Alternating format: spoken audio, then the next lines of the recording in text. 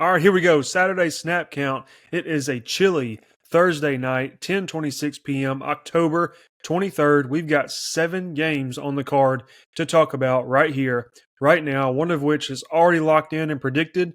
So we've got 6 more to go over in the next half hour or so. But bear with me, buckle up. And here we go. This is the College Football Show, Week 9.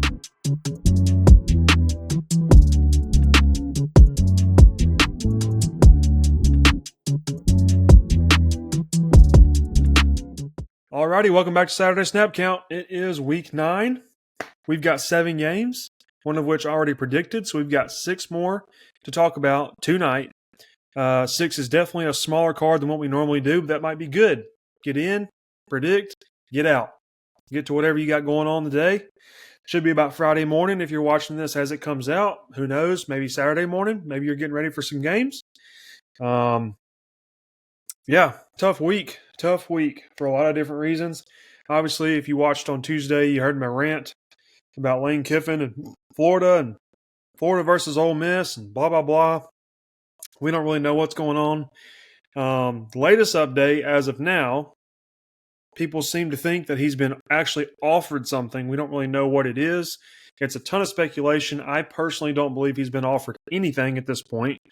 Not to say that they haven't called his phone, maybe, tried to contact him, maybe, talk to him a little bit, but we really don't know.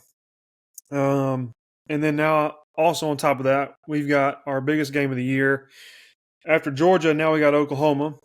And that's going to be a playoff decider, it seems like. Either team that loses will be on pace for 10-2, and whichever one wins will be on pace for 11-1. So, really tough game there. And I will go ahead and kind of sort of get into it, but not officially. But it seems like everybody is picking Oklahoma to win the game. Nobody's picking Ole Miss. I've seen like maybe 1 or 2 people pick Ole Miss out of the like 15 to 20 people that I watch and listen to their predictions and get their insight as much as I can to try to help me help you. So, yeah, tough week. We'll see how it goes, though. You know I got confidence in my boys, though. I got confidence in my boys. If I ain't got nothing else, I got confidence in my boys. Without further ado, though, let's go ahead and get in the games. Let's get in, let's get out. I ain't trying to rush, but I don't want to hold you up either. I don't want to waste your time. I'm not a comedian. I can't sit up here and ad-lib all night. So let's get to the games. Ironically, first one up is Oklahoma Ole Miss. Ole Miss at Oklahoma. Oklahoma is currently favored by 5.5 points. That is up 1 point from where it opened. It opened at 4.5, or at least I had it on 4.5 at least a day ago. I think was the last time I looked. But now it's at 5.5, so it's gone up a point. We've got a couple of these games that have gone up a point since yesterday. But again, Ole Miss is on the road here. Oklahoma has lost 1 game to Texas. Ole Miss has lost 1 game to Georgia. So both of these teams are trying to keep an 11-1 record on pace. And the loser, like I said, will more than likely have a good chance at 10-2. Not a guarantee by any means, of course. But for Ole Miss, I think it's a little bit easier to say they're probably going to be 10-2 if they lose this game. For Oklahoma, I think they have a couple other tougher games than what we have left. Either way, this game is huge for both teams. There's a lot on the line for both teams. I will say, before we get into the numbers, I think Ole Miss's loss is much more valuable than Oklahoma's loss. Ole Miss's loss being to Georgia just last week on the road. So Ole Miss is on the second week of a 2-week road trip. Obviously, they're not road trips consecutively. They obviously went back to Oxford this week. So it's not like baseball or professional sports in that matter where you're kind of just traveling day in, day out. But 2 road games in a row definitely plays a factor for sure. Again, Oklahoma is favored minus 5.5 points, so 1 possession, which does matter a lot. I have found that 1 possession games are harder to predict when you are favoring the underdog because you kind of have to predict them to win outright. I've always said that you should not predict a underdog to cover if you don't think they can win outright. Obviously, I think Ole Miss can win outright. I think anybody out there that has any knowledge of this game and has watched any football this year would say there is a chance Ole Miss wins outright for sure, if nothing else.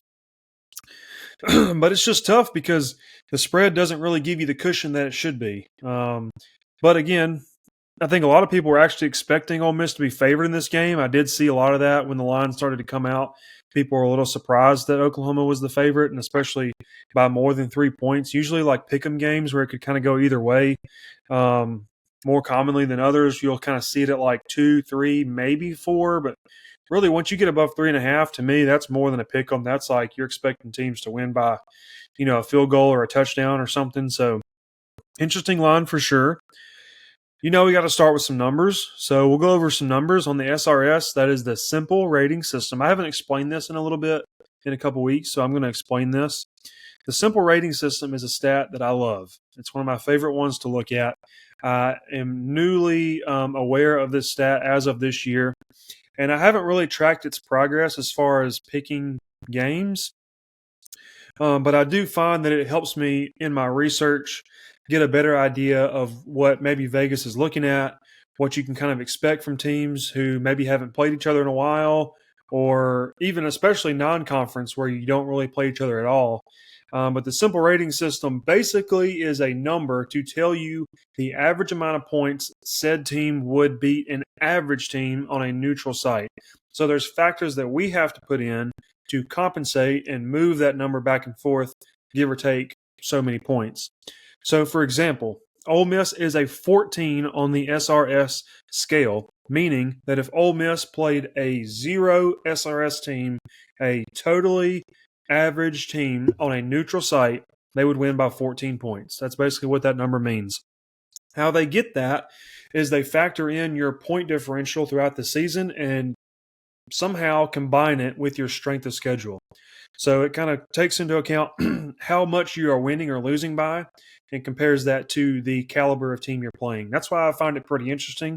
I find it pretty useful. So again, Ole Miss is a 14 on the SRS. Oklahoma is a 15. So there's not much difference there. Oklahoma has about a 1-point edge. Now, some things we can factor into this is that there's a 1-point difference, but Oklahoma's at home. So the SRS factors in for neutral site games. Oklahoma is at home. Now, Vegas typically gives a 3-point edge to home teams, especially home teams that have good home field advantages. I would say Oklahoma probably has a pretty good home environment. I don't know that I've known it to be one of the best home environments in the country, but it's a big school. It's an SEC school that puts a lot into their football program. I imagine it's not an easy place to play. So that puts them at about a 4-point edge. Now, again, I probably say this so many times when I bring up these numbers. It's kind of clear that I feel like Vegas is aware of this because what we just did, the considerations we just put into it, puts it at about a 4-point game. And the spread was at 4.5 all week up until today, and it has moved to 5.5. So definitely there's some sense that it's making there. So 14-15. Ole Miss does, however, have the edge on strength of schedule. I think that definitely comes into play with like the Georgia game, the LSU game, the Tulane game, and then Oklahoma, has played some good teams as well, but I think their non-conference kind of balances out a little bit for them. As far as points scored on average and points given up on average, Ole Miss scores 37 points per game, which is pretty high. I think the top teams in the country are in the low 40s. And they are giving up about 22 points per game. Now, we all know that's their Achilles heel. It hasn't been in the past.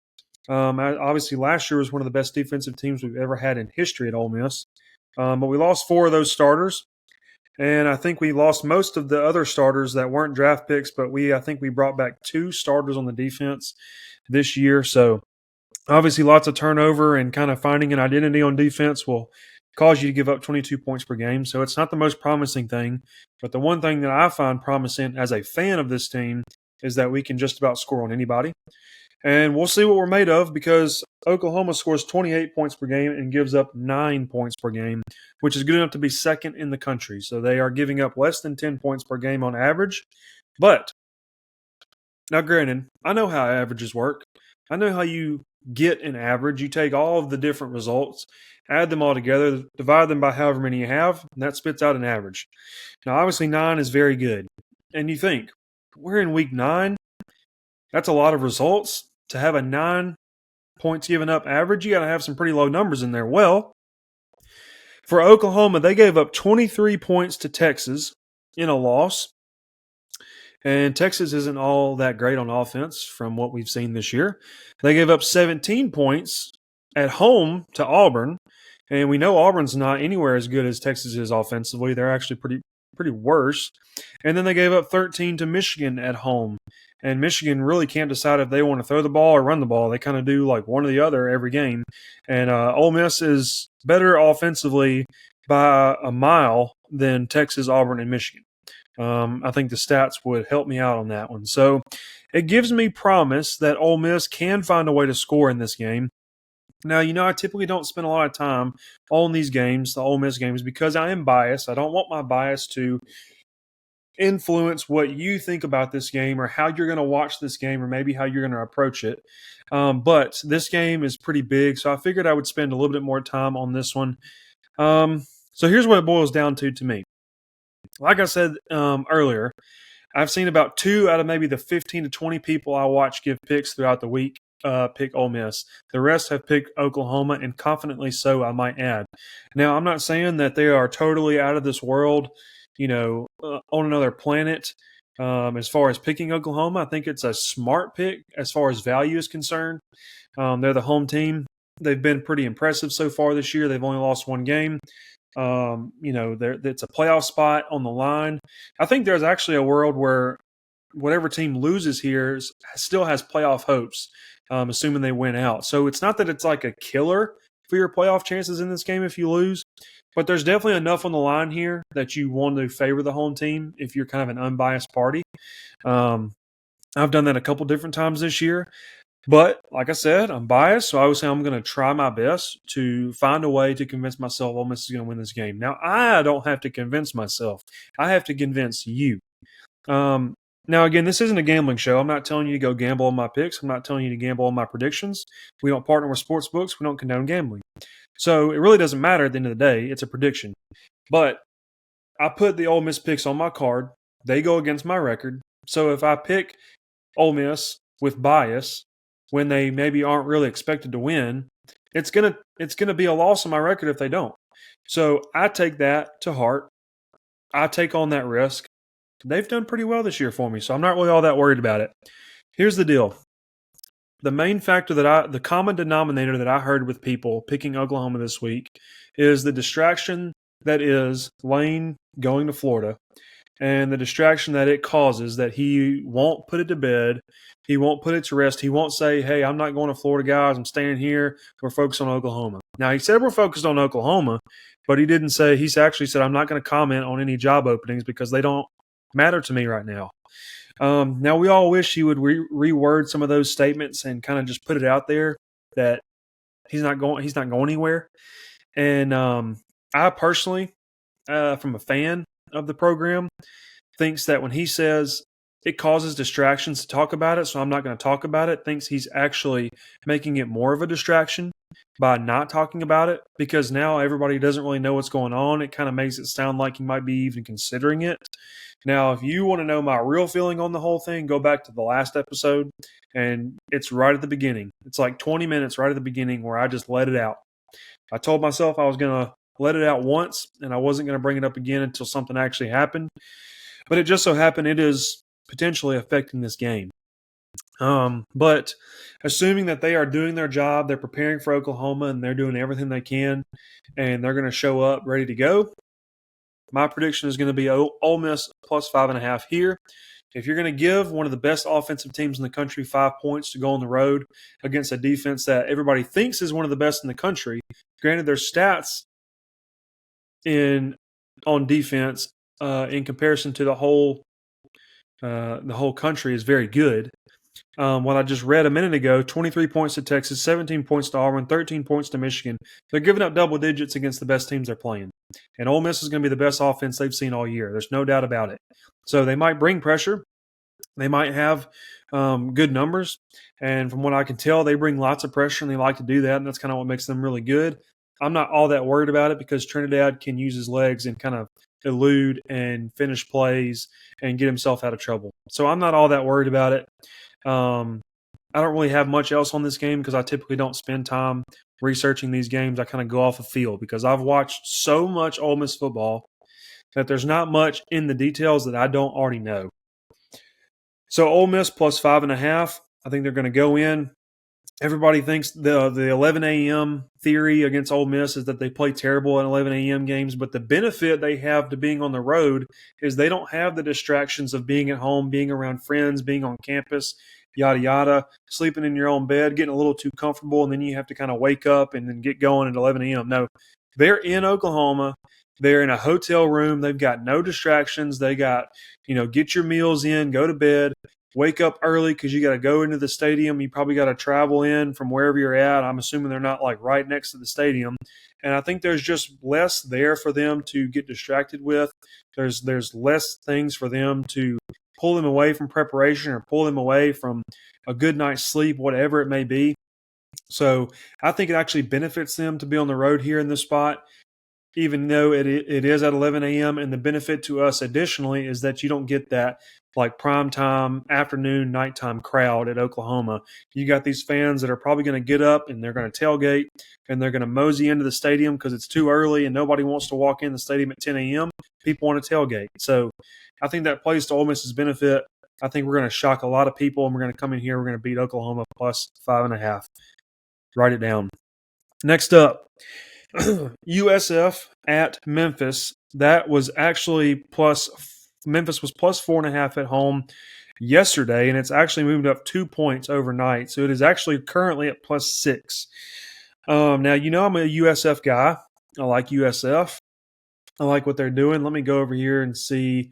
Yeah, so both of these teams are covering more than 85% of the time, which at this point in Week 9 is really impressive. They're getting predicted very accurately.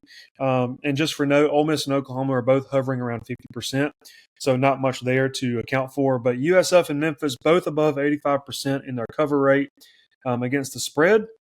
So it kind of makes it hard to pick because both of these teams are getting predicted very well. However, on the SRS, USF is a 15, Memphis is a 9, so there's not a lot there. So you're kind of like, okay, where is this 6 coming from? Where are we going to get these points from? Is USF really that much better of a team? Well, obviously we know Memphis is coming off of a loss last week to UAB.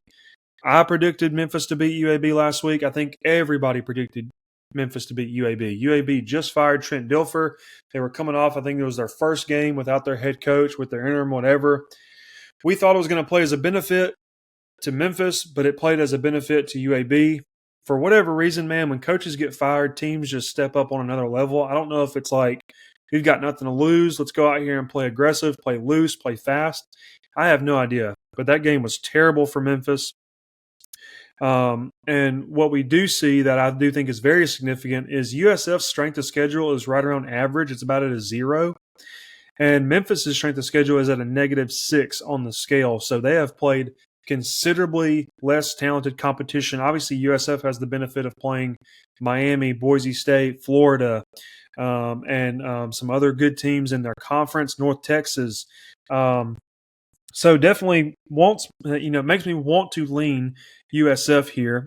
And I don't think the 6 is all that big for them. I think if you're going to beat a team, most times, you're going to guarantee one possession, but it's a matter of, is the one possession going to be a field goal or is it going to be a touchdown? That's what you have to consider. Now, USF is top 10 in the country in points per game. They're scoring 41 points per game. That's 7th best, and they're giving up 23. Their defense has proven to be a little bit more shaky as we've gone along. Early on in the year, it was very good against some really good teams. Memphis, however, is scoring 38 points per game and giving up 18 points per game. So not a lot there as far as scoring averages to really talk about. But I want to go back to the strength of schedule. Again, USF right around average. Memphis is -6, playing considerably less talented competition this year. It's actually 123rd worst. So they are very, very, very, very, very, there's like 136 teams in the whole college football. So to be 123rd in strength of schedule is very significant for this game. So I think without a doubt, you can say USF is the best team Miami will play up to this point all year. Now, I know they played Arkansas, and I think in terms of all the conferences and all the teams you could play, Arkansas is definitely not the worst team you can play. coming from somebody like Memphis. And at the time they played Memphis, I think people still had some hope in Arkansas because they were scoring tons of points. It was really their defense that was giving them issues. But we've seen now that team is definitely not anything to write home about. So what I see here, and I tried to find a way to put this into perspective. Where's my tangible evidence that I can refer back to for this game? Well, USF has played North Texas, and at the time they were undefeated. One of the best teams in the American from what people believed and what people saw in the stat sheet. And so what I did was I looked at how North Texas compares to Memphis on this scale.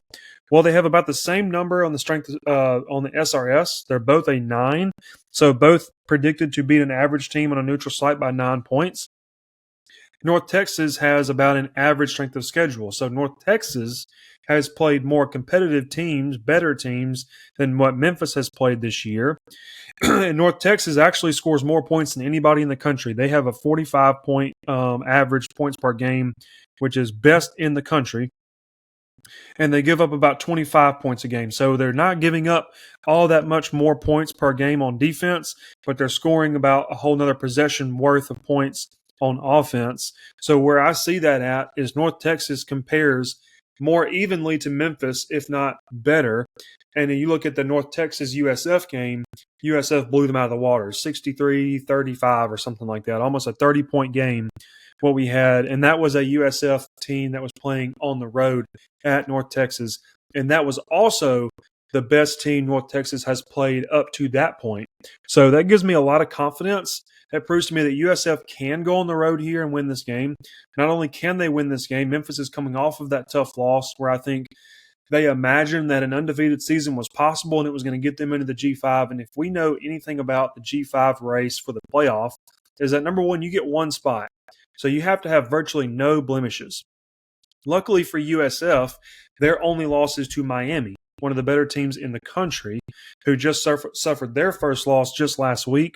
Memphis, however, losing their only game to UAB is very much less, nowhere near as impressive of a loss. It's actually a really bad loss.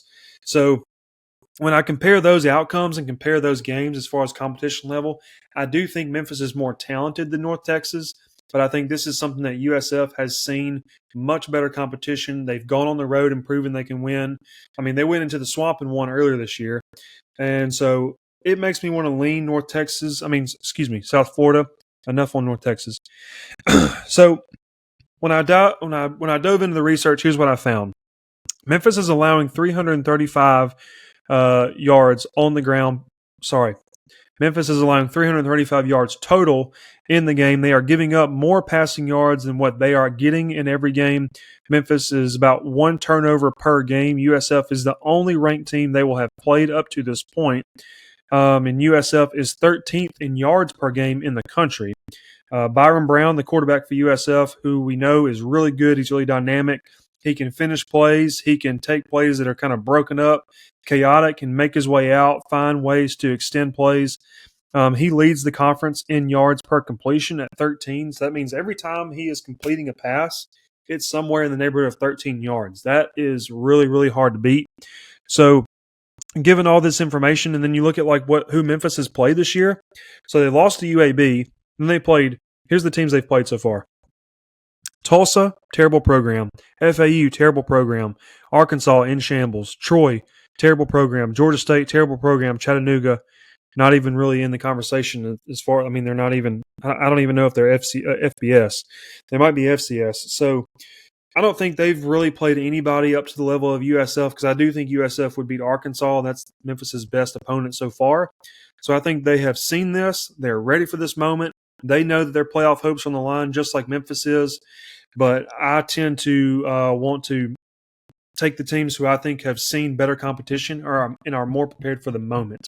Memphis obviously has the benefit of being at home, but it is a morning game, so you're not going to get that home field experience like you would get at night, maybe in the afternoon even. So a morning game, Memphis coming off of a tough loss. They're under pressure. Their backs against the wall. USF is in here. They're prepared. They've already played this game week after week after week because after they lost, they knew they can't lose again. They've known they can't lose again for weeks. Memphis is just now to the point like, oh crap, we can't lose again. So I think USF is prepared for the moment better than Memphis is. So give me USF -6 here in this game. Hopefully that number goes down a little bit before Saturday and we can take advantage of that. But USF -6 in this game. Let's move to the last game of the morning slate that we have picked out, Auburn at Arkansas, +1.5. This game is supposed to be nasty. The weather's supposed to be terrible. It's supposed to be raining. So it's going to be a sloppy game. Arkansas has as far as I remember, has a natural grass field. So this game has a real good chance of being yucky. Arkansas is +1.5 as of right now. Sorry, +2.5 as of right now. So we've had one more point go in favor of Auburn. Hugh Freeze is on the hot seat. He is more than on the hot seat. I think it's kind of come out of nowhere because there was some hope and some promise this year after they start the year off with a win against Baylor. Things have kind of fallen off. The wheels have fallen off. They're trending down. And I think now that Auburn has Hugh Freeze on the hot seat, Hugh Freeze is like basically asking for the AD, John Cohen, to kind of like have some verbal support out there to the press for him. I mean, I think that is like you're grasping at straws at this point, dude. You're like literally in public being like, I sure hope my AD gives me some support. So definitely some weird things going on there. As far as the numbers are concerned, Auburn is 11 on the SRS and Arkansas is an 8, so there's not much difference there. They are both an 8 on strength of schedule. Arkansas is putting up 37 points per game and only giving up 32, so a close margin, but they're scoring a lot. Auburn, on the other hand, is scoring 23 points per game, giving up 17. So another close margin. But what I like is I prefer to pick offenses. I don't want to pick a team where it's like your defense has to keep you in this game. No, I want to go with teams whose offense has to keep them in the game because you can like stumble into a defensive stop every now and then. You can't stumble into a touchdown. You can't stumble into scoring points. You have to be very deliberate with scoring points. You can get lucky and get a stop on defense. So I typically tend to lean teams that I have faith can score, if nothing else. And in this game, I have faith that Arkansas can score more than Auburn can shut them down. Now, when we dive into the research here, Auburn actually gets worse in every statistical category on the road versus at home. Arkansas is better in every statistical category at home than they are on the road. So you give the home team a favor there. On top of it being a morning game, there's a good chance Auburn can maybe sleepwalk into this game. Again, a lot going on around the program. Maybe it's a little distracting for them. Both road games in the SEC have been one-possession games for Auburn. They scored 17 against Oklahoma and scored 10 against A&M, and both of those games were one-possession games.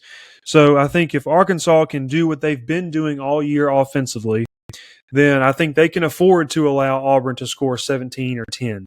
And I think it's kind of a shootout style, if anything. Auburn has no passing touchdowns in the last 3 games. Let me say that again. Auburn has no passing touchdowns in the last 3 games. 0. Zilch. Nada. You're not going to win like that, and you're not going to beat Arkansas like that, that's for sure. Because Arkansas is going to find a way to score. They're going to score in multiple ways. And if you can't score in multiple ways, that gives me no confidence.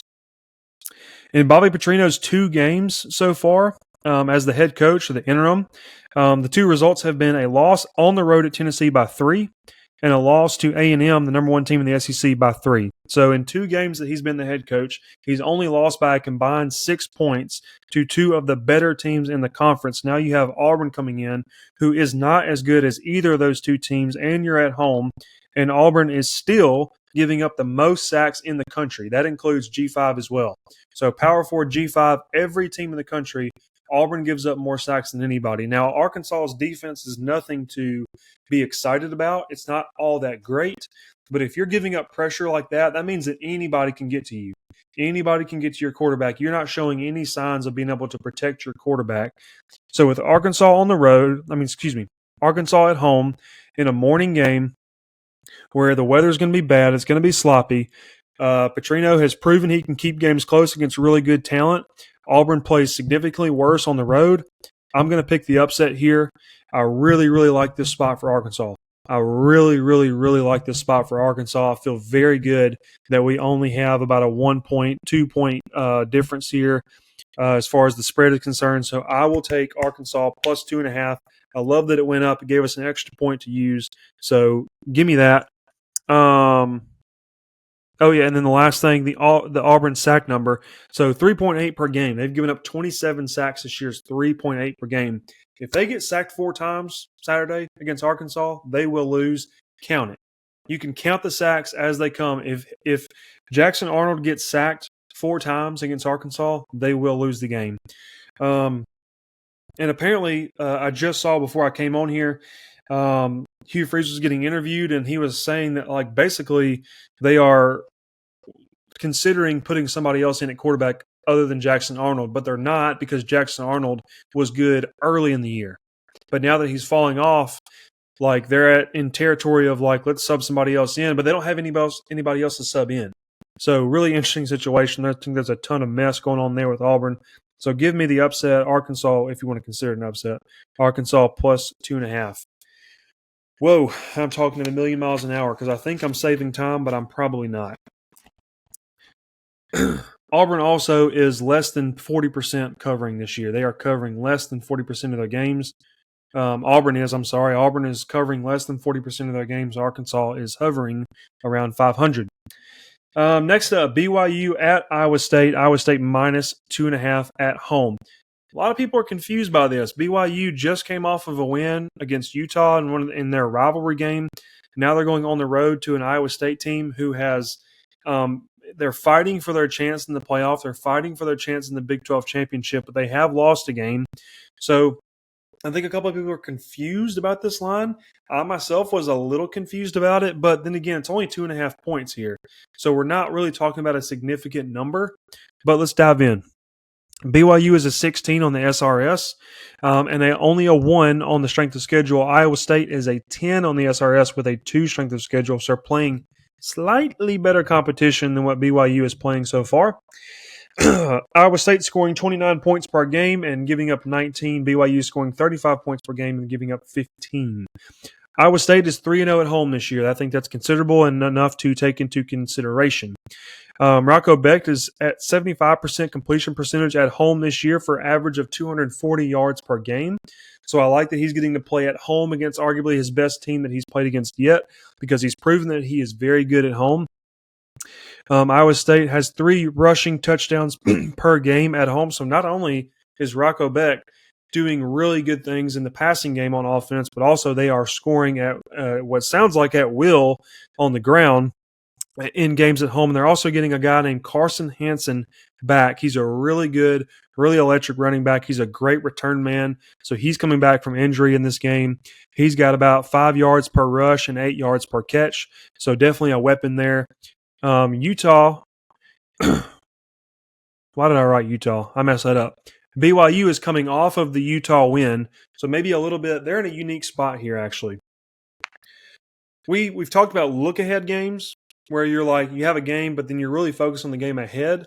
And we've talked about letdown games where you just had a big emotional win, and now you have to kind of come down off of that and play again. BYU is in between both of those. They're coming off of the win in their rivalry game at Utah last week, and now next week they have to look ahead to Texas Tech on the road. Now, nobody wants to play Texas Tech right now. Arizona State just beat them for the very first loss of the year for them, but in every other game they have looked dominating. So BYU in a really interesting spot there. I think this game is Iowa State. I like to favor the home team here with a small number. I think BYU is going to be in a little bit of a unique spot with last week and what they have next week. Iowa State, again, kind of like who was it I was just talking about? Kind of like USF, they've had their back against the wall already. This is not their first game in this situation. They've already experienced kind of playing with pressure. BYU, on the other hand, really maybe didn't really experience that until last week, but they actually won. So I think they feel comfortable. They feel like they have a cushion, just like, Ole Miss maybe has, where it's like, well, we just lost our first game. We still have a couple games left, but we're in a good spot. I think BYU probably feels the same way. Iowa State, on the other hand, is like, dude, I've been battling for weeks, man. I've been battling for weeks. So in that case, it wants me makes me want to favor the home team on the small number. I think this team's going to score points. It's going to be a shootout. It's going to be your classic Big 12 game where it's just all offense, very little defense. And if that is the case, I want to take the team that is playing extremely well offensively at home in Iowa State. So give me Iowa State minus 2.5. Next up, Alabama at South Carolina. This is strictly field game. Strictly field game. Alabama has not stopped since Florida State week 1. They've shown no signs of slowing down. They are a 20 on the SRS and an 8 on the strength of schedule. That is good enough for top 10 in both of those numbers. That's 7th on the SRS and 6th on the strength of schedule. South Carolina is a 5 on both of those, which is not very good. Alabama is scoring 35 points per game and giving up 17. South Carolina is 20 and 20.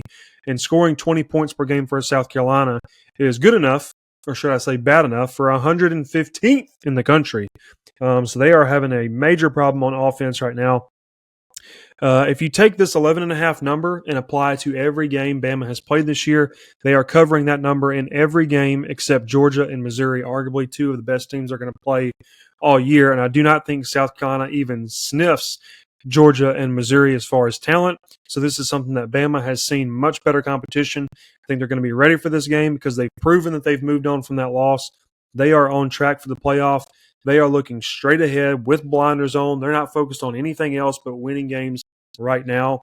So I think 11.5 is a great number here. I think they're going to blow South Carolina out. It's going to put Shane Beamer on the hot seat potentially. And again, just a field game. I don't really feel all that confident predicting South Carolina at this point. They've not proven to me that they deserve that. So if I lose that, I don't think there's any world where Bama loses this game. Let me make that perfectly clear. They may not cover.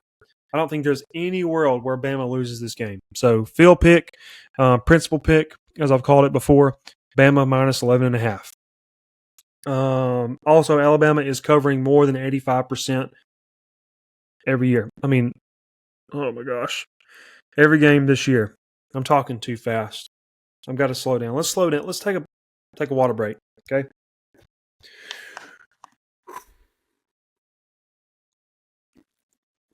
Trying to speed it up, trying to get you guys out of here. But it's making me ramble.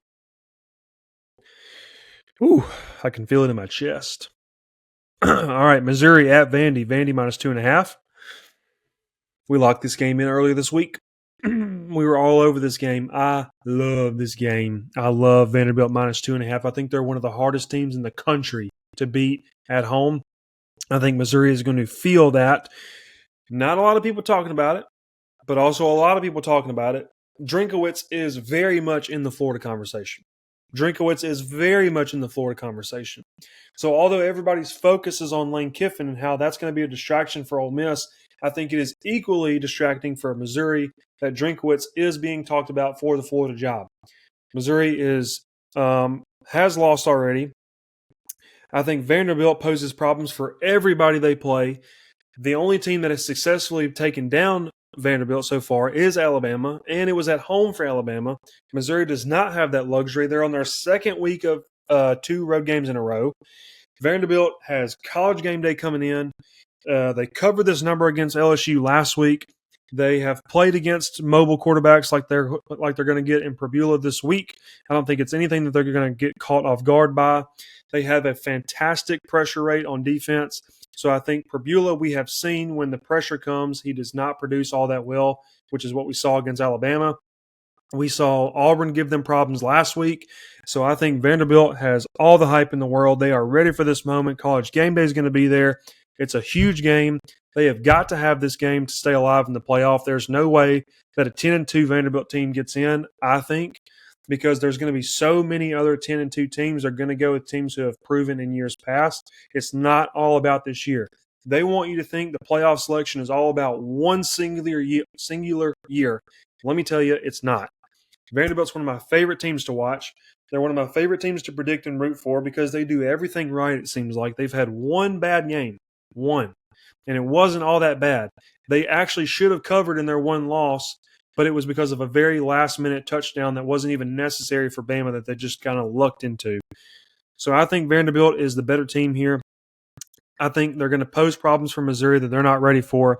Both of these teams apply good pressure, but I think if you're going to apply pressure to Prabula and you're going to apply pressure to Pavia, Pavia is the guy I'm taking every day, 10 times out of 10.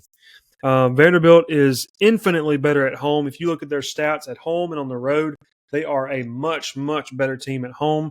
So for that, we're going to make this one quick. I'm going to take Vandy minus 2.5. I actually already took it.